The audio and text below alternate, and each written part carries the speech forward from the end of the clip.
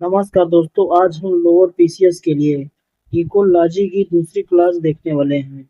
इसमें 10 क्वेश्चन है जो कि काफी मोस्ट इम्पोर्टेंट क्वेश्चन है। अगर आप ये 10 क्वेश्चन का जवाब सही सही दे देते हैं मतलब आपकी तैयारी काफी अच्छी है। आपको कमेंट करके बताना है कि इस 10 क्वेश्चन में आपके कितने क्वेश्चन सही हुए हैं और लास्ट में एक आपको होमवर्क क्वेश्चन मिलेगा। इसका भी आंसर आपको कमेंट बॉक्स में बताना है। तो चलिए स्टार्ट करते हैं। पहला क्वेश्चन है इन्वायरमेंट। इन्वायरमेंट की उत्पत्ति किस भाषा से हुई है? इसमें पहला ऑप्शन है ग्रीक, दूसरा लैटिन, तीसरा फ्रेंच, चौथा स्पेनिश। तो इसका जो सही आंसर है, इसका सी ऑप्शन सही है। फ्रेंच शब्द से इसका बना हुआ है इन्वायरमेंट। इन्वायरमेंट जो शब्द है, यह फ्रेंच शब्द के इन्वायरन से बना है। इसका अर्थ होता है चारों ओर घेरना। और अगला क्वेश्चन है वह क्षेत्र जहाँ स्थल, जल और वायु मिलते हैं वह स्थान कहलाता है। उसे हम क्या वायुमंडल कहते हैं, स्थल मंडल कहते हैं, जल मंडल कहते हैं, जैव मंडल कहते हैं। तो इसका जो सही आंसर है, इसका डी आंसर सही होगा, जैव मंडल। चलिए हम इसका एक्सप्लेन देखते हैं। देखिए, जैसे इसमें है एक स्थल मंडल।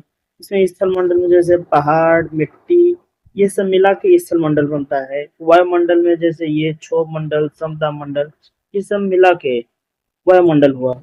और एक होता है जलमंडल। जलमंडल में जैसे समुद्र, मछली, ये सब मिला के बनता है पूरा जयमंडल।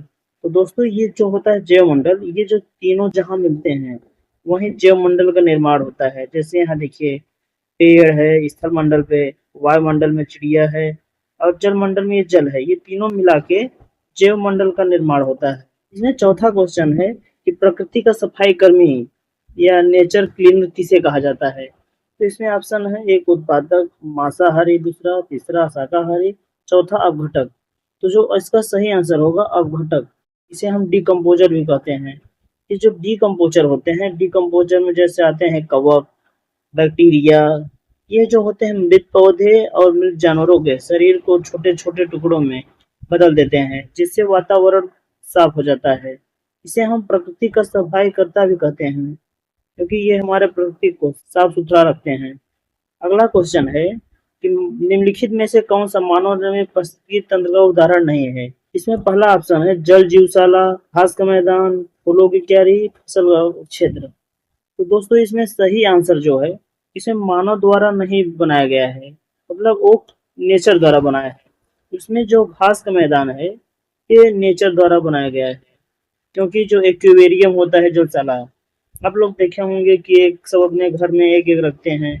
उसमें कुछ मछलियाँ, कुछ पेड़ पौधे, इसी तरह के सब अलग अलग बने रहते हैं। इसे एक्वेरियम होता है, जो कि ये मैन मेड होता है। इसके बाद आता है मैन मेड, एक है कि फूलों की क्यारी। आप लोगों ने देखा होगा बहुत लोग फूलों की खेती करते हैं। और एक मैन मेड होता है फसलों की खेती। यहाँ लोग अपना फसल बोते हैं, फसल बो के काटते हैं। लेकिन ये जो नेचर वाला है, ये घास का मैदान जो है, इसमें सभी जंतु आते हैं बाहरी, वो चलते हैं यहाँ पे। तो ये नेचर इको सिस्टम हुआ। इसके बाद आता है अगला क्वेश्चन कि खास श्रृंखला में एक स्तर से दूसरे स्तर तक ऊर्जा का कितना परसेंट संचरण होता है? दोस्तों, कल वाला जो वीडियो देखा होगा वो इसका आंसर सही बता देगा। दोस्तों, मैंने कल आपको बताया था, इसमें जो एक स्तर से दूसरे स्तर में जाने में लगभग 90% एनर्जी लॉस हो जाता है और 10% एनर्जी ही दूसरे में शेयर होता है। क्योंकि आप लोगों ने लिंडमान का नियम पढ़ा होगा, क्योंकि लिंडमान ने यही बताया है कि इसमें 10% आगे वाले में जाता है, बाकी 90% ऊर्जा खुद में समाप्त हो जाता है। तो इसका सही आंसर होगा 10%। तो इसका एक्सप्लेनेशन हम देख सकते हैं कि इसमें जैसे अच्छा से एकदम बताया गया है कि जैसे इसमें उत्पादक होता है, उत्पादक इसमें 1000 जूल हुआ, तो इसका 10% अगले में जाएगा। 10% मतलब हुआ कितना, 1000 जूल। अब 1000 का अगला 10% जाएगा, उसमें कितना हो जाएगा, 1000 का 10% 100, और फिर 100 का 10% अगले में ट्रांसफर होगा, 10 जूल बचेगा। तो जो सबसे आखिरी में जाएगा वहां सबसे कम एनर्जी बचता है। एक छठवां क्वेश्चन है निम्नलिखित में से कौन सा परजीवी के रूप में पौधों से पोषण प्राप्त करता है? मतलब इसमें जो ऑप्शन दिया गया है, इसमें तो सभी परजीवी है, मलेरिया भी परजीवी है, फाइलम परजीवी है, जो अमरवेल, ये सब परजीवी हैं। लेकिन इसमें पूछा है पौधा, पौधा कौन है जो परजीवी है? तो आप लोगों ने अमरवेल देखा होगा, क्योंकि ये अपना भोजन नहीं बनाता है, ये दूसरे पौधे पर ऐसे ऐसे लटका रहता है और उसी से अपना भोजन प्राप्त करता है। परजीवी उसे कहते हैं जो अपना भोजन खुद से नहीं बनाता है, वो दूसरे पर अपने भोजन के लिए निर्भर रहता है।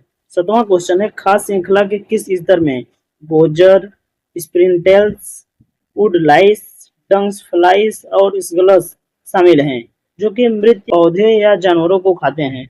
मतलब इसमें पूछा है कि जो जंतु होते हैं या पौधे होते हैं, जब वो मर जाते हैं तो उनको कौन खाता है? उसे बोलते हैं मांसाहारी, अपवर्ताहारी, सर्वाहारी, शाकाहारी।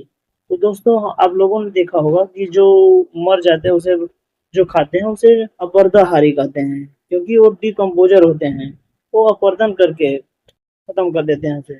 8वां क्वेश्चन है कि निम्नलिखित में से कौन सा जैव विविधता हॉटस्पॉट भारत में मौजूद नहीं है? इसमें पहला ऑप्शन है सूडालैंड, दूसरा है पश्चिमी घाट, तीसरा है वेसिया, चौथा इंडो बर्मा। तो इसमें जो वेसेलेसिया है, ये इंडिया में नहीं पाया जाता है, ये इंडोनेशिया में पाया जाता है। जो कि भारत में जैव विविधता जो वाले क्षेत्र हैं, वो भारत में 4 हैं, जो कि इसमें है पश्चिमी घाट, पूर्वी हिमालय, सूडालैंड निकोबार और इंडो बर्मा। ये 4 ही भारत में पाए जाते हैं, जैव विविधता क्षेत्र वाले हैं। अगला क्वेश्चन है, निम्नलिखित में से किसे की इंडस्ट्रीज एनुअल कहा जाता है? तो इसमें पहला ऑप्शन है प्राथमिक उपभोक्ता, दूसरा है द्वितीयक उपभोक्ता, तीसरा है अपघटक, चौथा है शीर्ष उपभोक्ता। तो इसमें होता है कि इंडस्ट्रीज एनुअल में जैसे पौधे को किसी शाकाहारी जंतु जैसे खरगोश ने खाया, तो खरगोश खाया, इसको मांस के रूप में अब जमा कर लिया। तो जो ये शाकाहारी को कोई मांसाहारी जंतु खाएगा, तो उसके लिए ये मांस के रूप में मिल जाएगा। यही होता है कि इंडस्ट्रीज एनिमल। इसमें सही आंसर होगा प्राथमिक उपभोक्ता। इसके बाद आता है कि केचुआ जो अर्थवर्म होता है, वो पारिस्थितिकी तंत्र की किस श्रेणी में रखा जाता है? तो उसमें ऑप्शन है उत्पादक, अपघटक, अपवर्ताहारी, द्वितीय उपभोक्ता। तो दोस्तों मैं आपको बता दूं कि इसके ये जो केचुआ होता है, ये अपवर्ताहारी होता है, क्योंकि ये मिट्टी के छोटे छोटे टुकड़ों में इसको विभाजित कर देता है। उत्पादक जो होते हैं जीव जो सूर्य के प्रकाश या रसायनों का उपयोग करके अपना भोजन बनाते हैं, जैसे पौधा हुआ। इसके बाद आता है अपघटक, जो सूक्ष्म जीव कार्बनिक पदार्थों को छोटे छोटे भागों में बांट देते हैं, जैसे इसमें आता है कवक, बैक्टीरिया। अपवर्ताहारी में जैसे हुआ केचुआ, ये छोटे छोटे टुकड़ों में विभाजित कर देते हैं। इसके बाद अगला क्वेश्चन 11 नंबर, इसे आपको कमेंट बॉक्स में बताना है कि इसका सही आंसर क्या होगा। और इस क्लास की पीडीएफ आपको टेलीग्राम में मिल जाएगा, क्योंकि टेलीग्राम का लिंक मैंने डिस्क्रिप्शन बॉक्स में दिया गया है।